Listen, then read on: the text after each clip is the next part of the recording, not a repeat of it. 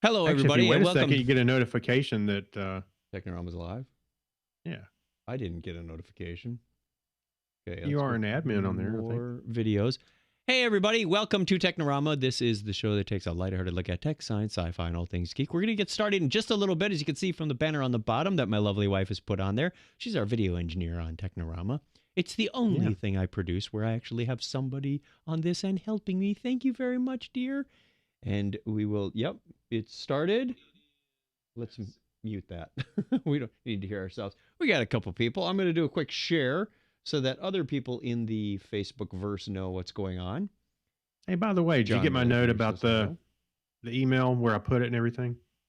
It's in the sidebar of the show notes. Text message. It's in the sidebar of the show notes. Yeah, so you show more to see it when you're looking at the thing. Don't click the X or the checkbox. I wasn't going to check the checkbox. I was... Because that'll clear it. Yeah. That'll clear it. Okay. We have some listener feedback this week. It's a long listener feedback, so this might be a longer show. Well, you know, when I go to post our show notes, I usually remove the email text, but I have it there for us to use. This way, it's just there, and it's out of the way. Yep. So. Yep. Okay. So let me make sure sound effects are working. We'll do a quick audio check for Craig. News and weather, everyone. That's all right. Okay. Hey, yes. You know, I posted that, you probably saw it. I posted it in the Futurama parade fans picture? Facebook group. Did you see that? The parade group picture from last year? Well, it was not just that, but I was so I was rewatching Futurama. Yes. And of course, it was the second or third episode where they show the pizza box. No, it's for the first one, right. The pizza box that you drew by hand so I went, in a living room. I said, you know what? I'm going to take a picture of it, along with the paused screen and put it in the Futurama fan group. So I held my box up and I went, wait a minute. I never did put the mustache on him. So I drew the mustache on him here at the house. And then I posted the picture. Mr. Panucci's pizza guy has been without a mustache all these years and we never noticed? Yeah.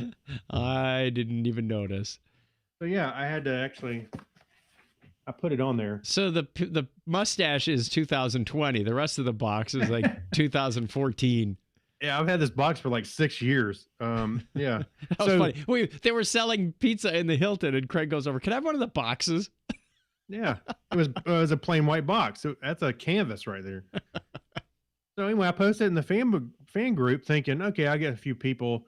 And then I went, you know what? I'm going to post a bonus picture with it. And I pushed the parade pic with it. Yep. Boy, people, I've got like, let's see. Like 700 people reacted to that post. Nice. And some of them were going, I love the robot Santa. Yeah, I know. Yeah. And asked about how the parade came about. Futurama fan group. Yeah, there was some people asked about how it came about and so on and so forth. Anyways, it was a lot of fun. I fielded a few questions. Nice. But anyway, yeah. Spread the love. I probably got the most obscure prop. Yes. Nobody else has this pizza box. I don't know. No. Fan made. Handmade. One of a kind. Yeah. All right. Shall we begin? Sure. Okay. Recording in 5, 4, 3. Technorama episode 609. Argon, you're out of your element.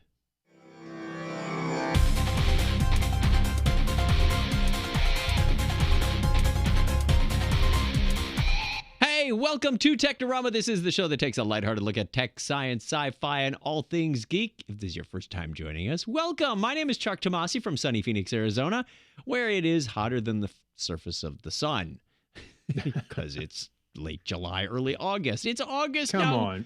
It's off. It's not that hot. Maybe a degree less. Well, actually, the energy has to travel that distance. The corona is hotter than the surface.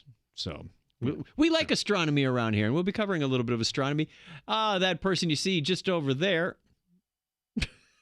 Right as I Oh. point down, I clicked away. That was good. It's the one and only man who makes this show run, Craig Stepp. How are you, Craig? It's doing good. It's a team effort. It Come is. on. We don't have any hand signals or anything to like cut to camera one. We need a director. Oh, we have hand signals. I just don't show them on the webcam. They wouldn't be family friendly. Is that what you're saying? Yeah, try to keep it G-rated. Maybe PJ. More PG, than one finger at a time. Yeah. 1, 2. Okay, that's how I'm gonna stop All right. right, let's get into our feedback. We've got some listener feedback for you this week. So play that awesome feedback music. Letters, oh, we get letters. We get your letters every day. Oh boy. Mailman, mailman, mail today. Reach right in and pull one out. Those letters, I love those letters. Let's find out what you got to say. Oh boy! Mailman, mail today. Oh, after all these years, that song still warms my heart. Doesn't it? All right, we have a listener from David. I'm going to try this. Klemkin from Shakopee, Minnesota. He writes us and says, hello. And let me say I'm a longtime podcast listener and enjoy your show. I'm seeking your help. All right. Uh-oh. Well, we'll do the best we can. There's your first problem. You'll hear Clinton chastise us later when we play his ID. It's about a NAS/Plex. So I bought a NAS earlier this year. Okay. You've talked about having a Synology NAS. I don't have a Synology NAS, but I think someone in our listenership does. But anyway, he says, you talked about having a Synology NAS and about running Plex. Between your podcast and several friends that I've talked to about Synology NAS and Plex, I've been thinking about this is something I could use for both backing up both of my Macs and Android phones and backing up my Dropbox and Flickr photos. And it would be nice to put my DVD/Blu-ray/4K. That's a lot of slashes. Mm-hmm. I've briefly read that some of the entry-level units might have a harder time with some of the 4K and some transcoding, as it sounds like there are some that have some expandability. I'm looking at a 2/4/5 bay drives, might only be able to fill 1 or 2 bays right away. This would be my first time with the NAS and RAID, etc. Any suggestions, recommendations would be appreciated. I've heard a few people talk about Plex being able to do the DVR thing where there is support for having been a new HD run 6-turner DVR. Mm-hmm. I'm not sure I understood what that meant, but we'll go on like I did. That was support to have come out the first half of the year, but I think with the pandemic, things have been put on hold since. I haven't heard or seen anything since before the first of the year. On to networking. Wow. Okay, we'll do one thing at a time. He's got like 3 topics in here. So, NAS/Plex. I know I have a Plex app on mine. I have not used it for that. I have not moved a whole bunch of data over there. That's a great idea because I have a lot of DVDs that really should be digitized and put somewhere, and that would be the ideal place for them. I have the Western Digital Ultra X something 2, I forgot. EX2 Ultra. Wow, she walked right over to it and told me. That's a heck of a video engineer I married. That's right. And it's got 2 4-gig drives in it, and my main mission was to start backing up using Time Machine with my various Macintoshes around here. I have not looked into using it for the phone. Great idea. I should do that, especially That's a good idea. Yeah, my phone is now 2.5 years old, and it's probably time. Yeah, it's also getting quite full on both the internal and the SD card memory. So it's looking at that. Any thoughts or comments on the whole transcoding 4K thing, Craig? Well, I don't know about that so much. I guess it depends on the hardware you're putting it on or what's serving it up. So if you have the transcoding on there, it's got to be able to decode it and deliver it across your network. I really don't have much experience on that but this is something that I'm looking to do because I've got a little wall of DVDs over there. There's some movies I would rather just encode rather than rebuy, streaming. So, so no, I don't know. I'm gonna have to look into that myself. Now, as far as Plex being a DVR, I do know it has support. I saw an article from 2017 sure there's a newer one. It talks about using I think it was a HD Home Run Connect, and it's basically uh, an antenna kind of based device you put on your local network, and you can record streams off of it. So Well, that's cool. Yeah, and it has support for that. It'll detect all the channels and allow you to set up whatever you want. So I know it has support for it. I don't know how complex that support is, but yeah, it's there. Also, Amazon's got one of their Fire boxes. It's like one of those little square. It's like a set-top box. Yeah. And you can hook up an antenna to that and just put it on the network, and then you can stream it to, your Fire TV or any of the little Fire devices. Mm-hmm. They support that. So I don't know. That might be an option as well. But I think Plex would be nice. Yeah, a lot of If you these had it units set up for have maybe built-in apps. Like Craig and I were looking at this. I can SSH into mine, and I don't know what variant of any operating system it is. If it's specialized, it's got a Unix command set, limited Unix command set, I should say. We'll talk about the trials and tribulations I've had with crontab before, but leave that alone for now. But there are apps you can add on to it from the web interface, and I'm pretty certain Plex is one of them. I've got what does it make him? My cousin-in-law something once removed something. He took an old Macintosh and put a Plex app on it, and he uses that as his Plex server, and he loves it. I mean, he just walks up to his TV and goes, "Hey, you want to watch a movie?" And it's running. Yeah, I did play around with it on an old Windows box. It was an old Windows laptop, and I tried it a while back. I just threw some stuff on it, and it worked. Yeah, it worked great. So I think I also have a 2 terabyte external network-based drive, like a Wi-Fi drive, similar to the NAS. Only it's a a standalone. It's not mirrored or anything, but that might also work. But I now have toys that I have no idea what they do. You got so much stuff. You're like, I think I got one of those. Keep digging. We'll find something that connects to this. All right. As far as connection, he writes all about networking. Right now, we have a Comcast modem / router in the living room, and the main office / computer room is down the hall for the desktop. Would it be worth upgrading from the Wi-Fi to 1 gig, 2.5 gig, 10 gig? Your Wi-Fi itself, I mean, I'm trying to remember what the Google Wi-Fi we've got is.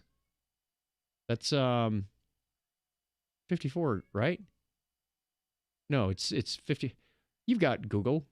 Yeah, I'm trying to remember what it is also, but it's not. I don't have any trouble with my transfer speeds on my Google Wi-Fi. No, generally what I do to keep the latency low and the bandwidth speeds up is hardwire what you need to hardwire, and the rest is Wi-Fi. Like the TV is Wi-Fi, my laptop is Wi-Fi, but the stuff in the studio that I need to connect and maintain those speeds for streaming are hardwired, and that gets you up to a gig. I mean, I pay for gig down, but it's like 35 meg up to the cable provider. But internally to the house, the fastest I can go is gig. It's 1000 base T. So yeah, so the Google Wi-Fi is capable of doing 1.2 gigabytes. How could it do that if the cable isn't that fast?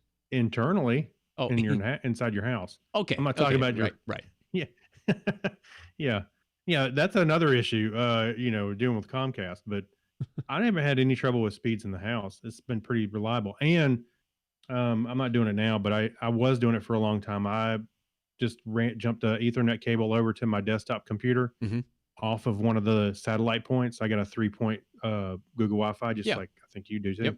And I just jumped off of the Ethernet on one of them, and it was pretty rock solid. I had no troubles, unless the power went out. And then there's that. And then you always have problems. He also has a topic here titled DVR. One of the other things I'm hoping to do is replace my current old Comcast DVRs, 2 of them that we've had for 10 plus years. I've been thinking of getting a TiVo Edge to replace the 2 DVRs. Is it worth getting an expanded one from weakness to get a larger hard drive than the basic one? The secondary question, does TiVo record in the open, even the cable version? Most watch shows delayed. I work third shift. I haven't owned a TiVo in ages. It was like the second generation ones. Yeah. So can't really help you out on the DVR thing since Craig and I both did have cut the cords a while I had ago. the TiVo Bolt was the last one I have. I still got it. If you're interested, I'll sell it to you. But it worked pretty well. It did what I wanted. I hooked up an antenna to it and was able to record just one station at a time. But now you can the Edge does 6. Which is amazing.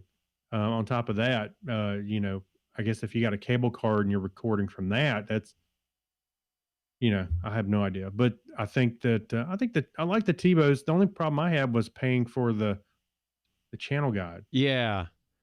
But if you're using the Plex and you've got the TV tuner and it all set up, then you're all set. I don't think you really need the Bolt. So I'm not sure.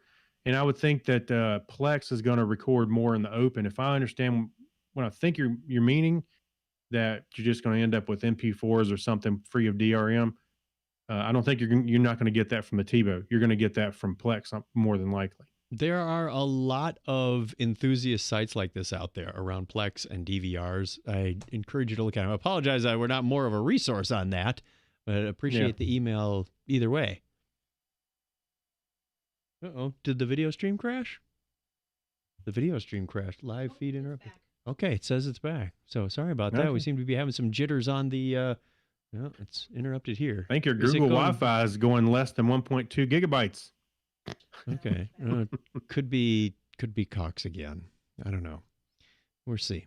All right. So apologies for the live stream issues. We will see if we can get those going better. All right. Going to keep an eye on it. Donna's just going to point at my laptop if something else dies. Let's do a real quick review of our question of the week. 2 weeks ago, we didn't have a show last week. What movie plot hole ruined the entire experience for you? Oh, there's a good many answers too. It is jumping up and down on the... Okay, we hope. And I look at the Technorama page. We have 2 shares, but no comments on that one. Oh, I thought we had comments on it. Not on that one. I have one on my page. I know at least one. Mike Will says, Home Alone. Kevin should have just called the cops. Absolutely right. That would have solved the whole thing. To which Brian replies, Mike, the phone lines were down. Also, if a Quora commander who claims to have read the novelization, Kevin thought that Joe Pesci's character was a dirty cop since he showed up at the house in a cop uniform. Oh, yeah, okay. So Mike concedes. Steve from Sweden says the latest Robin Hood 2018 movie, it was a crappy movie from the beginning, but the plot, or rather lack of a plot, ruined an otherwise crappy movie and made it all totally bogus. Yeah. Chad, one of my old coworkers, says, clicking on the pie symbol on the bottom of the web page. What? Oh yeah, what movie was that? It had I remember it had the pie symbol on it, and you click on it, and it gave you something. It gave you like it was a big spoiler or something like that. What was sounds that? like a Black Chad, Mirror. You failed. Episode. You got to give us some more details there, buddy. Sounds like a Black Mirror episode. Okay. Yeah. I got a few answers. One from Joe Frory, our buddy, Mr.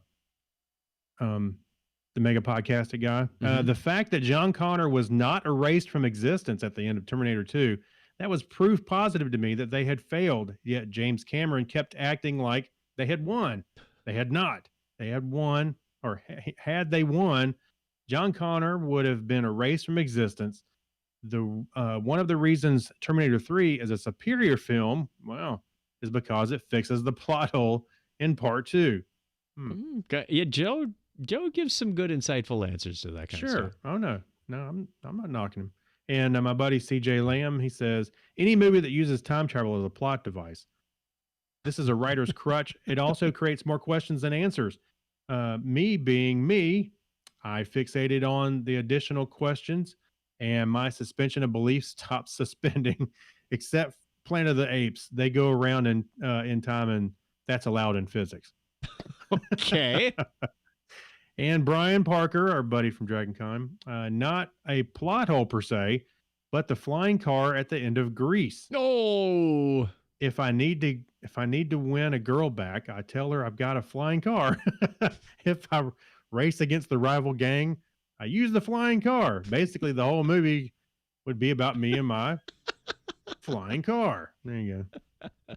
That's pretty good. thank you very much, everybody. We will get you another question next week, or at the end of this show, and ready for next week, we'll read out the answers. Stick with us. There's more coming to this show. Let's do the history thing. And I believe that's the birthday music. Nope, that's the history. Good thing I color-coded these things. You sure about that? On this day in history for August 5th, 2020, this is the 218th day of the year in the Gregorian calendar. There are 148 days remaining in 2020. It was on this date in 1583 that Sir Humphrey Gilbert establishes the first English colony in North America in what is now St. John's, Newfoundland and Labrador. That same date in 1620, the Mayflower departs from Southampton, England, carrying would-be settlers on its first attempt to reach North America. It is forced to dock in Dartmouth when its companion ship, the Speedwell, springs a leak. Oh, really? Didn't know about that. Didn't Wait, turn around. Didn't the Titanic also leave from Southampton? Yeah. 204 years ago today, the British Admiralty dismisses Francis Ronald's new invention of the first working electric telegraph as, quote, wholly unnecessary, preferring to continue using the semaphore, where you wave the flags in different directions. Yeah. Well, way to And go then there. 200 years later, we were texting each other. With semaphore.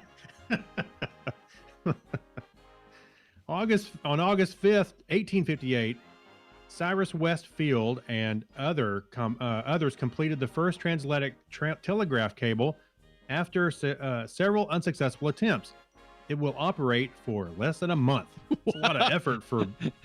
This is the seventh time it better work. All right, it worked. Wah, wah. Sounds a bit like the podcast and this podcast and bandwidth. Yeah. 136 years ago today, the cornerstone of the Statue of Liberty is laid on Bedloes Island, which is now Liberty Island, in New York Harbor. On August 5th, 1888, Bertha Benz drove from Mannheim to Pforzheim. We'll work with that. Pforzheim, there you go, and back for the first long-distance automobile trip, commemorated as the Bertha Benz Memorial Route since 2008. Okay. August 5th, 1914 in Cleveland, Ohio, the first electric traffic light was installed. I think that's in Trivial Pursuit. You're sitting there blinking. Remember, August 5th, 1914, Cleveland, Ohio. The answer is electric traffic light. Okay, I remember that. It was on this date in 1926 that Harry Houdini performed his greatest feat, spending 91 minutes underwater in a sealed tank before escaping. Ooh, that's a long time. He was from where you were at. And what wasn't he? was the Appleton? audience doing the whole time? Waiting. We've been here for an hour. We're getting our money's They worth. were also holding their breath. Well, it's lasting longer than a Tyson fight. Okay, it was 63 years ago today that American Bandstand, a show dedicated to the teenage, quote, baby boomers, by playing the songs and showcasing popular dances of the time. It debuted on this day on the ABC television network. And 58 years ago today, Nelson Mandela was jailed, and he would not be released until 1990. Okay, so he went to jail 5 years after American Bandstand. So he came out not knowing what the latest dance craze was. That same date in 1973, Mars 6 was launched from the USSR. Happy birthday goes out on this date, too. If you have your birthday today, August 5th, you share the birthday with the likes of Norwegian mathematician and theorist Niels Henrik Abel, born on this date in 1802. And Joseph Merrick, an Englishman with severe deformities, was born on the same date in 1862. He was a.k.a. the Elephant Man. That's right. Carl Harries, the German chemist and academic, was born 150 years ago today. And born August 5th, 1872, Brazilian physicist, or physician, excuse me, bacteriologist and epidemiologist, founded the Oswald Cruz Foundation. His name was Oswald Cruz. Oswaldo Cruz. Excuse me, Oswaldo. I missed the O. American actor, director, and screenwriter John Huston was born 114 years ago today. An American pilot, engineer, and astronaut, Neil Armstrong, was born on this date in 1930. That Neil Armstrong? That Neil Armstrong. Also turning 86 today is Swedish engineer and theorist Carl Johan Åström. Wow. Hey, is that a... There's an A with a dot above it and an O with the two dots above it, and we're really trying to work with it. Try and wipe it off on my monitor. It didn't look right. Brian G. Marsden, English-American astronomer, academic, was born on the same date in 1937. American actress Lonnie Anderson is 75 today. Wow. African-American physicist Shirley Ann Jackson was born on this date in 1946. Also born on the same date in 1947, American astrophysicist and academic France A. Cordoba. Oh, we got some listener birthdays here. Let's see if we can get them in. No, I'm not going to get them in. Yeah, we can. Hurry. August 5th, between 5th and 11th, August 6th is our daughter Julie. Philippa Ballantyne on the 8th. Matt Coe on the 9th. Julia Pose also on the 9th. On the 10th is Sam Martin. Steve Wozniak. Yes, that's Steve Wozniak on the 11th. And David Brewer on the 11th of August as well. Happy birthday to all of you if it's your birthday this week. Happy birthday to you. Get your name on the birthday calendar at the link below. TruckChat.com/wiki. That's the way it was on this day in history for August 5th, 2020. Like a shoehorn. I almost closed the browser tab with the show notes on it. That would have been No, don't do that. In which case, we're going to... News and weather, everyone. Well, it's not really weather, but do you want to take this first one, or shall I? Let's see. Yes. Give me just a minute. I'm opening this up. Close the ad thing, the pop-up, whatever it is. Now, we always, we talked about Deep deep fakes and how they're fascinating yet kind of scary on here. Well, how about if we just had AI generated text? That's kind of scary in itself, right? I mean, it's hard to verify that somebody wrote something, said something, or, in just regular text, as opposed to trying to watch some video where they look funny saying something. So when pundits and researchers tried to guess what sort of manipulation campaigns might threaten the 2018 and the 2020 elections, misleading AI-generated videos often topped the list. Mm-hmm. Though the tech was still emerging, its potential for abuse was so alarming that tech companies and academic labs prioritized working on them and funding the methods of detection, Social platforms develop special policies for posts containing synthetic and manipulated media in hopes of striking the right balance between preserving free expression and deterring viral lies. Well, we know how that worked out. So by now, with about 3 months to go until November 3rd, a wave of deep faked moving images seems never to have broken. Instead, another form of AI generated media is making headlines, one that's harder to detect and much yet more likely to become a pervasive force of the internet. That's deep fake text. I keep wanting to say deep face.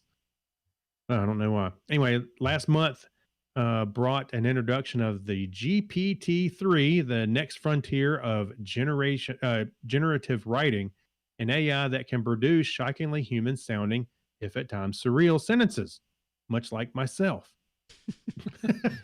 You can occasionally come up with shockingly surround. Yeah, so occasionally I have a moment. As it outputs becomes even more difficult to distinguish from text produced by humans, one can imagine a future in which vast majorities of written content we see on the internet is produced by machines. If this were to happen, how would it change? How would it change the way we react to the content that surrounds us? Anyway, I'm not gonna read the whole thing, but they go into how some of the the social media aspects and all that good stuff. So if you're Yeah. interested in that, go take a look. It is kind of shocking and easy, or not shock. Well, it is can be shocking, but it's easy to, to fake something like that. I mean, we've had ghostwriters and stuff all, for years, but this is AI where you just tell it what to talk about and it just does it. Well, the other thing that I thought was interesting is they go into saying this isn't the first time technology has had this, kind of fake thing going on. Just look at when Photoshop came out in the 90s. And Yeah. suddenly you couldn't really trust the pictures, but you kind of learned to accept that they were based on reality, but doctored up. Well, now if you have, the GPT-3 doing text, how are you going to, as a consumer of that, how are you going to know if it's real, if it was partly real, if it was based on reality, or if it was just completely made up? Well, Don't know. I think as I was reading this, one thing that came into mind, and I don't know how you would actually implement something like this, but to make something official, just like you would put a wax seal or something on a envelope, you're going to have to digitally sign things that you say. Maybe, I don't know, somehow, Yeah, maybe.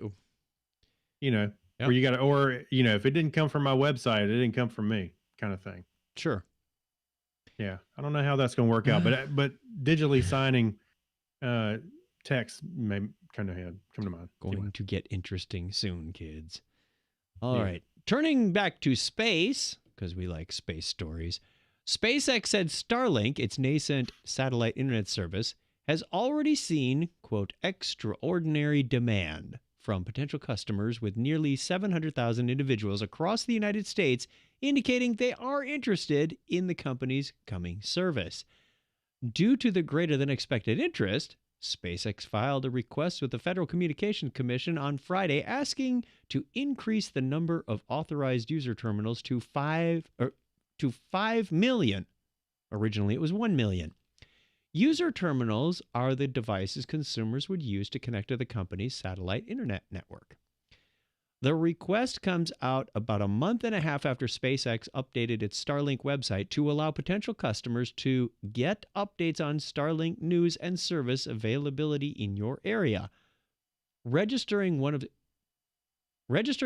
interest in Starlink meant simply submitting an email address and postal address with no fee required to receive updates. Starlink is the company's ambitious plan to build an interconnected network of about 12,000 small satellites to beam high-speed internet anywhere in the world. To date, SpaceX has launched more than 500 Starlink satellites. In addition to getting the satellites in orbit, SpaceX will need to build a vast system of ground stations and affordable user terminals if it's going to connect consumers directly to its network. So they are on their way. Demand is up. Would you sign up? I signed up for the beta. What's the rate? I don't think they've published a rate yet. What's the speed? I'm curious. Huh? What's the speed? The speed, they had, okay, so to get there was some federal money that they had to qualify for. And to do that, they had to provide that they got this certain speed, made a speed threshold. And apparently it's fast enough to do video conferencing. That's what they said.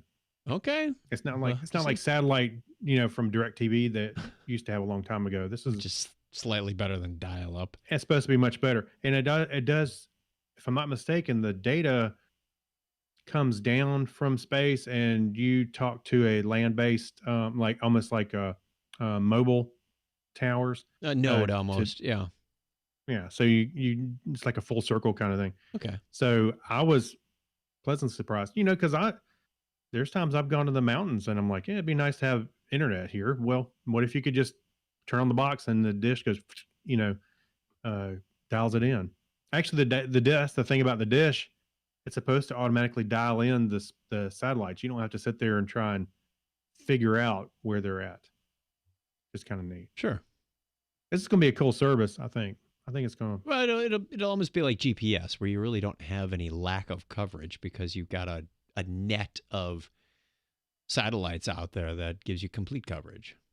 Yeah, and they're going to encompass the whole Earth. I think at first their goal was to do North America, and then, of course, as time goes on, they launch more satellites that'll do the rest of the Earth.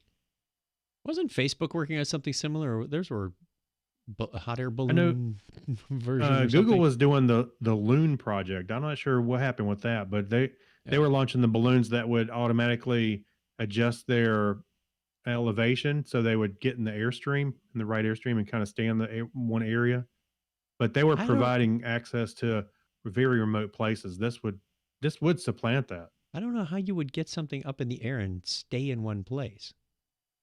Well, what happens is it would add more air, it would rise up, Right. and it would move because of the airstream. And then They were- and then a hurricane comes through your area and takes them all out. I think you're above all that stuff. It was that high up. yeah. Do you know how high hurricanes go? I don't know. I haven't been in one. Well, I've been in one, but not. They're like supercells, buddy. They're up in the 30, 40,000 foot area. And if you try sending a balloon up there, it's just going to get taken away by the jet stream or high altitude Yeah, we had to winds. read how they were doing that, but Yeah. I think we even talked about it a long time ago. But they wouldn't have tried it if they didn't think they could do it. So Okay. it had to do with something about the way it would travel in the airstream, so it would come back around and We should do Stay some in the research area. on that. Or we can go listen to How Stuff Works Network. yeah, just what we need. You want- More Jonathan Strickland.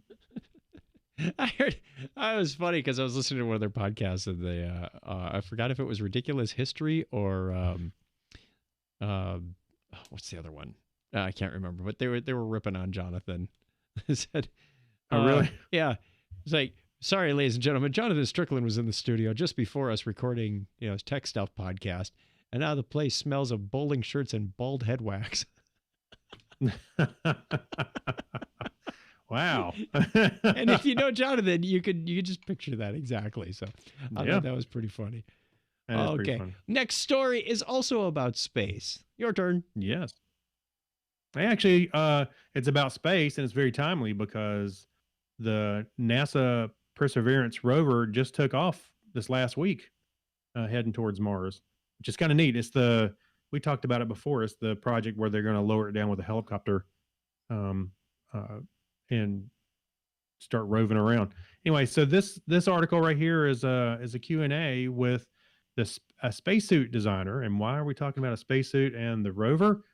Well, the reason they're doing that is they're sending some of the material to Mars so they can test it out in the atmosphere there on Mars and some of the environment, so they can see what works and what doesn't, when it comes to the suits. So NASA is preparing to send the first woman and next man to the moon, part of a larger strategy to send the first astronauts to the surface of Mars. But before they get there, they'll be faced with a critical question. What should they wear? Let's start with the underwear, okay? I'm sorry. What should they wear on Mars? I'm sorry. What should they? Where on Mars, there's a thin atmosphere and allows for more radiation from the sun and cosmic rays to reach the ground. So Amy Ross is looking for answers. An advanced spacesuit designer at NASA's Johnson Space Center in Houston, she is developing new suits for the moon and Mars. So Ross is eagerly awaiting this summer's launch of the Perseverance Mars rover, which I noted that it's already taken off, which will carry the first samples of spacesuit material ever sent to the red planet. Okay, so they're not sending the whole suit; they're just sending the material. Yes, and if you look down, I'm not going to read her whole Q&A, but you can go there. They're asking questions like, how is this going to hold up to the dirt on Mars? Is that an issue? And of course, like you said, the radiation, or like those kind of things. Because in all fairness, we have a good idea, but probably not definitive on how these things are going to work. Interestingly enough, the you mentioned the dirt on Mars as opposed to the regolith, which is the dirt on the moon. Mm-hmm. Since the moon has no atmosphere and it has no wind, it has no erosion. So every one of those little specks of dust is just as sharp as the day it was put on the moon. It was, if Willed into existence. yeah, if a meteor hit the moon, blows out this crater. All those shards are as sharp as glass, and you don't want to inhale that stuff. It'd be bad news for your lungs. But No. they discovered this, of course, when they looked under a microscope, or they got back to Earth and looked at the spacesuits. That stuff was nasty. Now, Hey, I was just thinking on Mark Watney didn't go through a decontamination like he should have. When he went outside on the Mars surface and walked into. So there's some erosion there. They got he had wind and stuff. right, exactly. That was my point. Is the wind would take the rough edges off of a lot of that soil in on Mars. So it would be more. I want to say more like beach sand, but it wouldn't be as. Yep. Mm-hmm. So also, I know this sounds stupid. Remember, was it Armageddon when they went to destroy that the comet that was coming, or the asteroid that was coming to Earth? That was the basic plot. I'm not going to say I watched that movie. I will neither confirm nor deny that. Well, I just remember when I watched it. If I'm not mistaken, it's been a long time since I've seen it. When they were going to land, they were having to deal with very sharp protrusions and rocks and stuff because, like you said, there was nothing to do. I remember that was really the first time I thought about that, and I went, "Oh yeah, I guess not." That would be a problem. So the closest thing we have to that on Earth is when a volcano blows and it blows volcanic ash into the atmosphere. Same stuff. Very sharp edges. You don't want to inhale that stuff, which is why when it starts falling down, you must put a mask on, because if it gets in your lungs, it will rip them to shreds and you will die. Oh, don't start with the mask thing.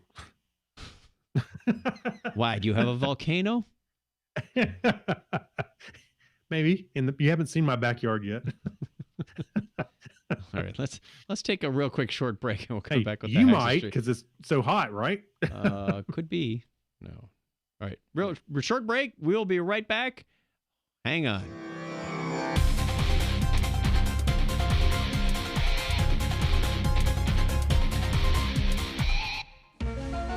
Hi, this is Dean Hagel from The X-Files, and you're listening to Technorama with Chuck and Craig. I want to believe. Greetings, programs and applications. I'm Ben. And I am Keith, and we are the Two Gay Geeks. We are the nerds behind TG Geeks webcast, where we talk about sci-fi, comics, film, horror, genre. You name it, we talk about it. We release an episode every Monday morning at 6 a.m. Eastern. You can find us on iTunes, Blueberry, Spreaker, Stitcher, and iHeartRadio. Also, look us up on YouTube. And of course, we can be found at tggeeks.com, where you can find not only our webcast, but articles about other geeky goodness. So come along for the wildest ride in the potosphere. Did you just say potosphere?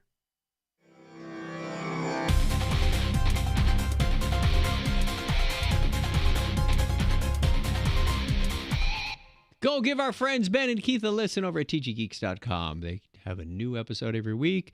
Very prolific, very focused on independent content creators, films, books, you name it. Good stuff. Give them a listen. The Hacks and Strange Stories. I think it's this one. Yeah, that one.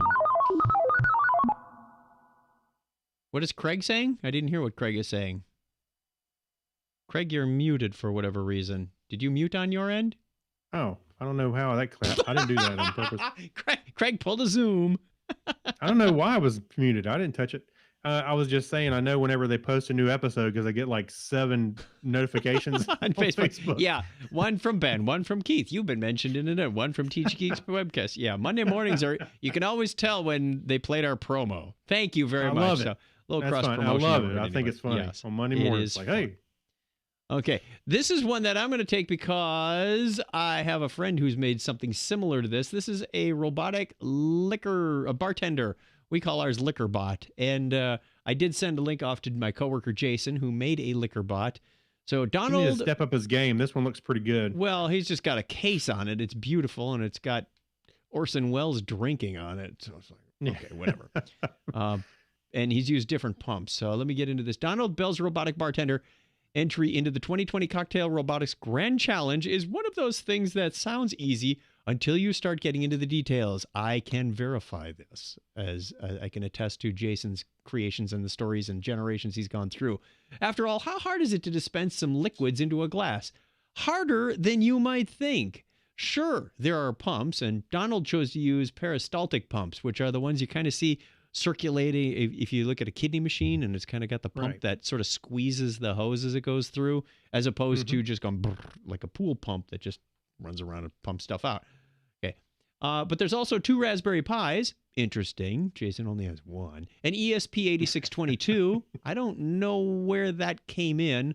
Or why. I'd like to see his designs and schematics and whatnot. And at least 1 more microcontroller lurking underneath. Probably an Arduino or something similar to that. You can see the video about the device below. I do like his like dance club lighting that shows up just around. So his pumps go into a ring kind of configuration, and then around the ring, as the drink is dispensing, he has like an LED array, a circular LED array that lights up. And I have one of those circular LED arrays. They're kind of fun to play with.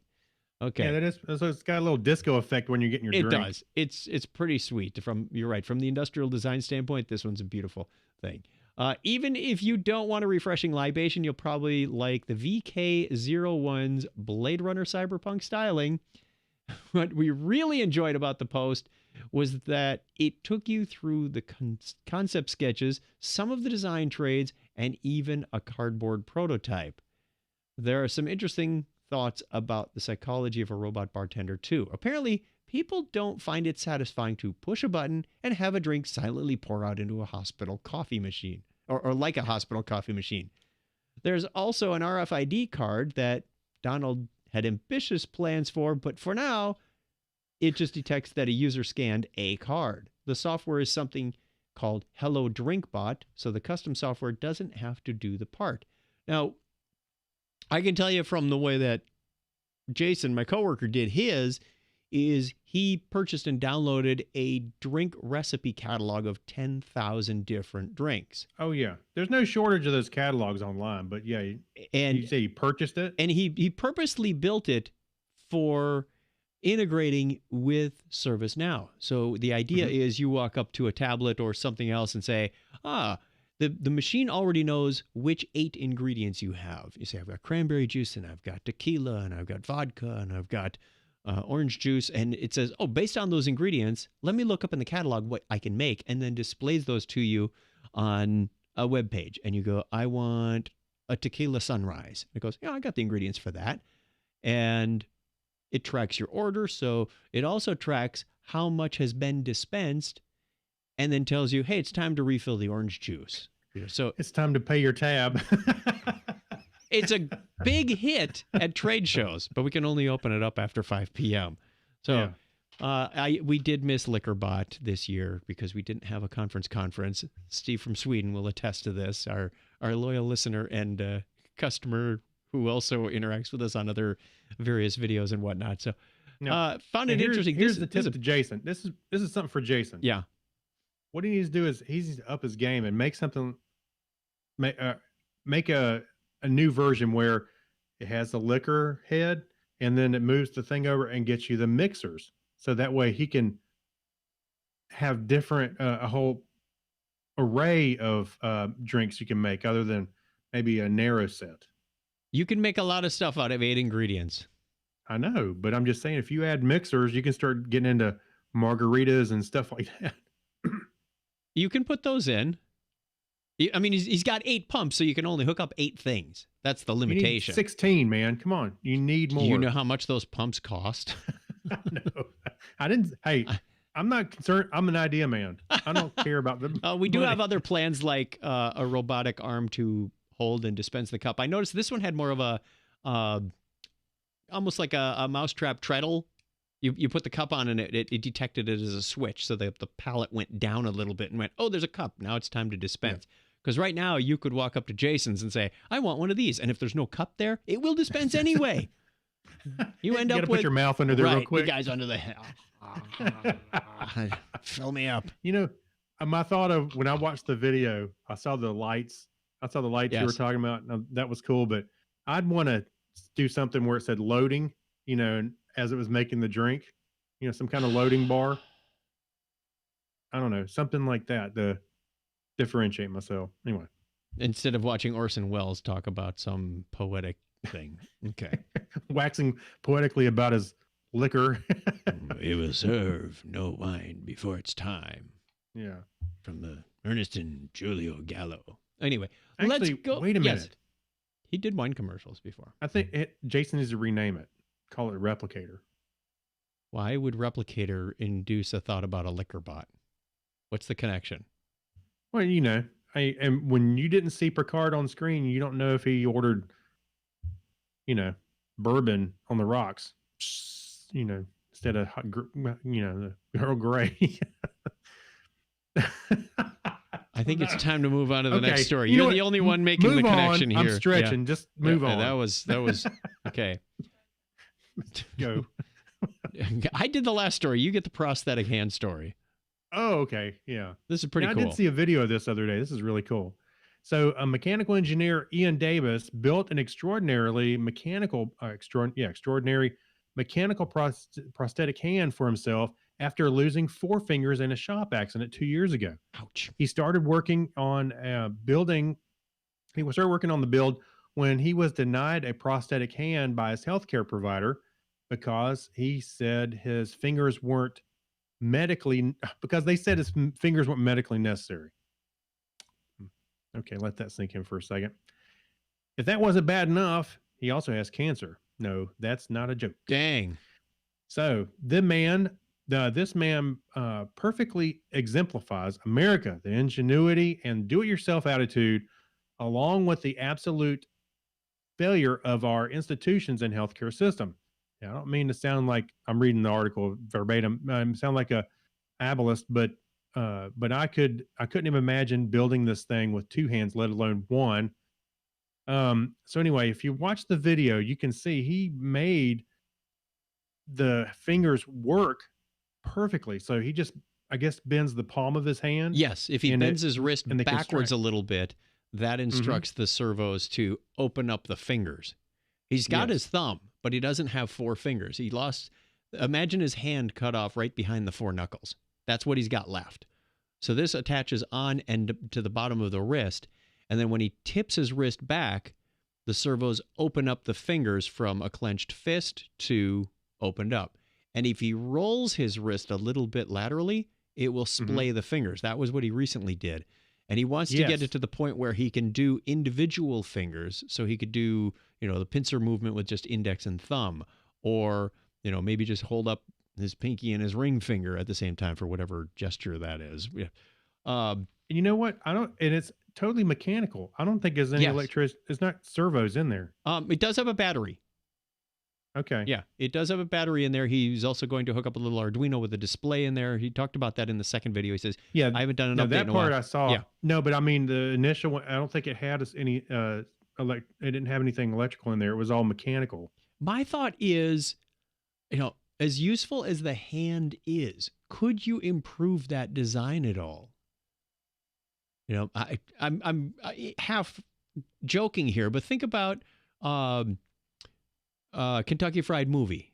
Okay, when they were doing a mix It always comes back to that. They were doing a riff on a Bruce Lee movie, but the guy Mm-hmm. had different attachments for his hand. Actually, the Bruce Lee movie did too, where he had one that was knives and one that was, well, on the Kentucky Fried Movie one, he would plug in, and one was a drill.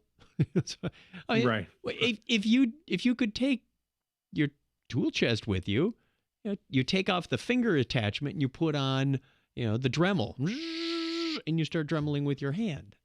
Right. So do you need 4 fingers, or do you really need 3 fingers and maybe a screwdriver? I don't know. Or your keys for your car or something. It makes me wonder what other extensions you could do besides the fingers. Yes, I mean, having a useful hand is very helpful when you want to grab a water bottle and have a drink, or, pick up a cup or stir. Or would it be useful to have your longer shirt. fingers or shorter? I don't know. You ever try buttoning your shirt with one hand? Yeah. Or tying your shoes with one hand? I've tried. It's hard to. It's hard. Yeah. It's hard. Yeah, very hard.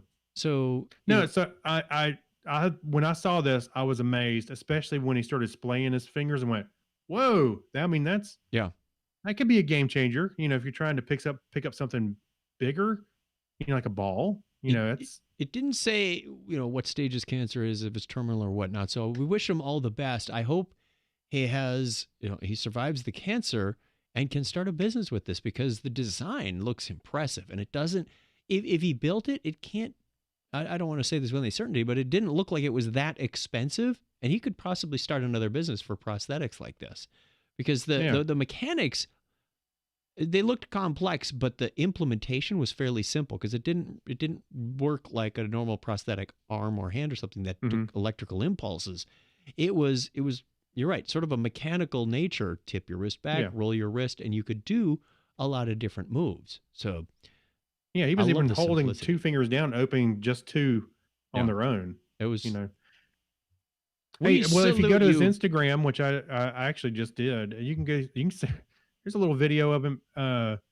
He's squeezing ketchup out with his mechanical hand on some on Chick-fil-A fries. And it blows me away. Hey, this is a great thing. We salute you, Mr. Ian Davis. All right, quick shout out to the chat room. We got to wrap this up. We're almost at the end of the show. Wow, it's been a long time. We had a lot of feedback at the beginning. So shout out to the chat room. I've got Christina Norris, Elton Chapman, John Miller Jr., we've got a few people in here. Did I miss anybody? Mike Robeson. Sky Tyler. Eric Miller.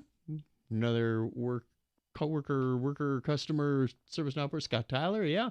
We got a number of people here who join us at 9:30 Eastern Time, 6:30 Pacific on Facebook.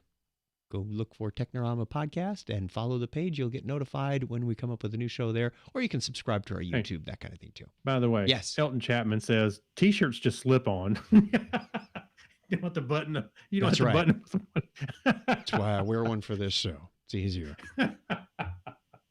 Which that's pretty much my business attire throughout the week, is it's a T-shirt. Tough to do the bow tie with one hand.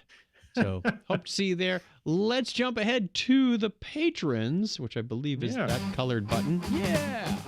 So we have an army of followers that appreciate the show so much that they're willing to give up their hard-earned cash as little as $1 per episode to keep this show running. And I'll tell you, I greatly appreciate it, because the annual bill just came in for Wirecast support. And we can continue to support the app another year, get the upgrades we need so that we can bring you the video on Facebook and YouTube. Thank you. Thank you very much. That is most appreciated. And you get to see our smiling faces every time we do this. Grimace there. But okay. Grimace is the big purple dude at McDonald's. So Thanos? They not only get a shout out on the show, they get extra content delivered to them on Mondays. Craig and I are going to have an informal discussion right after this. So let's get through the names. Thank you, Alexis Duran, Amber Elstad, Amy Bowen, Abner Braverman, Ben Vaughn, Brian Brown. I miss Brian. Yeah. He was living in our guest house a year ago. Doesn't that seem like ages ago already with the whole virus thing and whatnot? I like how you go, well, maybe we don't miss him so much. Chris MC, Dandy Mancoyer, Danny Mortensen, Dean Jensen, Denise Inglis, Gary Lindros, thank you very much. We're almost halfway done. Harold McKinstry, John Clifford, John Noble, Jorga Schrauen, Christina, Kyle Nishioka, Leon, thank you, Mark Kilfoyle, thank you, Mike Wills, Night Gig Studios, Saturday Morning Media, Stephen Wetchy, Steve Therian, Spiffy, Steve Cody, and last but not least, Steve London from Sweden. Thank you, everybody who has donated. In there. Your contributions keep this show running. Literally, you do. Every month we get a bill from our hosting provider. It's paid through your kind donations, and we really, really do appreciate that. Every year, we got the Wirecast thing. In a couple of years, I think we got 2 more left, we're going to have to do the domain registration again. So it's a constant thing, and we really do enjoy doing this for the fun of it, for keeping our skills sharp, for hanging out and talking crap with each other. You can do the same if you wish. Donna's already got the lower thirds on there. go over to patreon.com/Technorama podcast and sign up to become a Technorama patron. We've got 28 people in our 4-column table. That is a perfect 7 rows. And one thing we like to do is mess with Craig's OCD. My wife would be like, you don't have OCD. But we like to say he But, does, just for this part of the show. Yeah, just for this part. Yeah, it drives me nuts. We want 1, 2, or 3 more people. 5 would be fun too, just to give us an odd number in the columns, because he doesn't like the empty cells. It's a bit like jail. No, that didn't work. Right. I used up the whole 3.5 minutes on this. Wow. That was one of the longest ones we've had yet. And I said I was going to try and keep that short. Shame on me. Well, I almost played Clinton's Shame on Me. One more story from the Media Corner, and then we will take us out of here. So thanks. Yep. Thanks for hanging out with us. This man has probably been in more movies and TV shows than any actor in history. We are talking about none other than James Wong, with over 500 credits to his name. I have not looked on his IMDb page. I'm almost afraid to, just to count how many things I've seen him in. Oh, but there's probably even more that I haven't. You know him from all kinds of stuff. Oh, yeah. He does even some of the... He's done voiceovers or voice acting in a number of things. He was Mr. Ping in Kung Fu Panda. He was... he's just been all over the place. He was in Wayne's World 2. He's in Wayne's World 2. He was in Blade Runner. He's been acting since the early 60s. And he's also been very instrumental in supporting Asian American actors. Because back in the 60s, there were no lead actors, Asian American lead actors. And he's gotten more of the recognition. So kudos to him. I think he's, like 94 right now or something ridiculous. He's been acting for 66 years. So yeah, kudos to you, James Wong. I'm sorry we haven't met yet, and I hope we do before we're both done with this mortal coil. No kidding. If we don't get a chance to meet in person, well, we salute you regardless. Oh, he was in Mulan. That's right. He was also the guy making the rules in Mulan. That's what I was trying to think He's also in Big Trouble in Little China. Yes. I really want to look at 600 credits and counting. Yeah. I lost track. He must have done another 100 while we were talking. Yeah. Yeah, he's racking them up as we go. Quick, go look at his list before it gets to 700. All right, our question of the week we want to leave you with this week is, what should be humanity's goal? Wow, that's a pretty deep question, Craig. Where'd you come up with that one? Hey, we're deep here. What should be our goal? Yeah. I got a couple of them that spring to mind, but they're based on recent events. So let's see what our wonderful listeners think. In the meantime, we give you a week to think about that and a week to think about becoming a Patreon member. We're going to play the music and we are going to get out of here. Thank you for joining us again. If you want to get in touch with us, you can either answer those questions when they show up on social media, or you can find us, send us an email, voicemail. Voicemail is 707-530-2428. Email technorama@chuckchat.com. Smoke signals, whatever. Smoke signals. Yeah. In semaphore, because, the telegraph is wholly unnecessary. Got to have the callback in the show. Thank you very much for joining, Craig. Thanks for all your help with putting together the stories and a lot of the behind-the-scenes stuff, keeping the website running. Craig's the man. Donna does our video engineering, making sure that the cameras are right, the subtitles, the lower thirds have the right thing. Hold on a second. Sounds like Donna and I are doing the most work around here. What do you do? Collect the paycheck. Give him a binary high five, Craig. Right. What's the 101? Oh, 101. I thought you were still talking. Well-oiled machine. We'll get it right one of these days. The audio recording is stopped. I'm sure the people on YouTube and Facebook have left long ago, but if you happen to be sticking around till the very end, thank you very much. We didn't get a chance to say what we're going to be talking about on the Patreon show, probably because we don't know yet. Didn't have it on there. We'll decide. Okay, and we look forward to seeing you again. We will be here next Sunday, yes? You don't have any commitments, do you? No, I'm going out of town, but I should be back in time. Back in Time? Was that a reference to Yep. Back to the Future? Going back in time. That's right. All right. So we will see you again in 1 week right here, same place on Facebook and YouTube and website and all that other good stuff. Until then, thanks for joining us. We'll talk to you again real soon. Bye. Yeah. Thanks, everybody.